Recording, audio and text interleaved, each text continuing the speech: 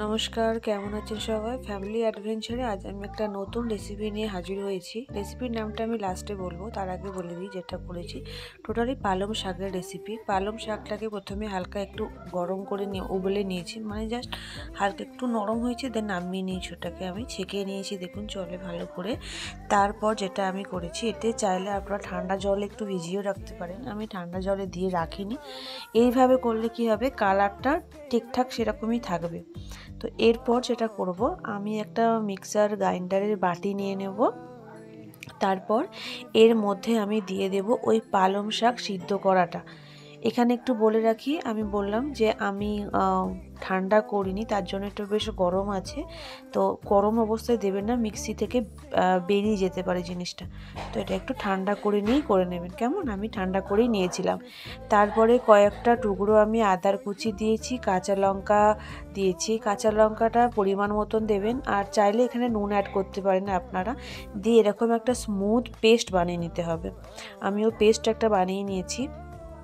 এরপর যেটা করব, এরপর আমি আটা আর ময়দা মিক্সড করে নেব। চাইলে আপনারা শুধু ময়দা ইউজ করতে পারেন, আমি শুধু ময়দা ইউজ করব না। আমি লুচি পরোটাতেও শুধু ময়দাটা ইউজ করি না, তাদের টান টান হয়ে যায়। আমি ময়দার পরিমাণটা দেখুন একটু এখানে বেশি নিয়েছি। এই পরিমাণগুলো আপনারা যতজন মেম্বার সেরকম বুঝে আটা ময়দাটাকে নেবেন। ময়দাটা বেশি নিয়েছি, আটাটা কম নিয়েছি। এরপর এতে আমি অল্প পরিমাণে লবণ দিয়েছি পরিমাণ মতন, আর অল্প একটু চিনি দিয়ে দিয়েছি, চিনির দানা। আর তারপর দিয়ে দেবো এতে আমি সাদা তেল। দিয়ে আমরা যে জল দিয়ে এটাকে মিক্সড করি, আমরা কিন্তু এখানে জল কোনো রকমভাবে কিছু অ্যাড করব না। এখানে আমরা কি করব, ওই যে পালংয়ের পেস্টটা বানিয়ে রেখেছিলাম না, ওই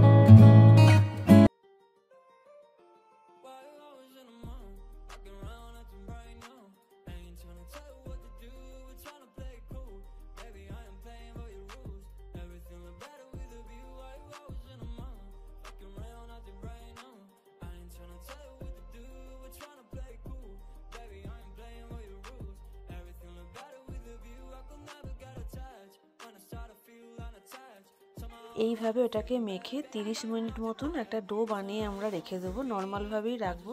আমি পরোটা বানিয়েছি, চাইলে আপনারা রুটিও বানাতে পারেন, পরোটাও বানাতে পারবেন। এটা করে কি বলুন তো, বাচ্চারা খুব ভালো খাবে এটাকে, আর শাকটাও পেটে যাচ্ছে। তো এটাই হলো আজকের রেসিপি, পালং পরোটা।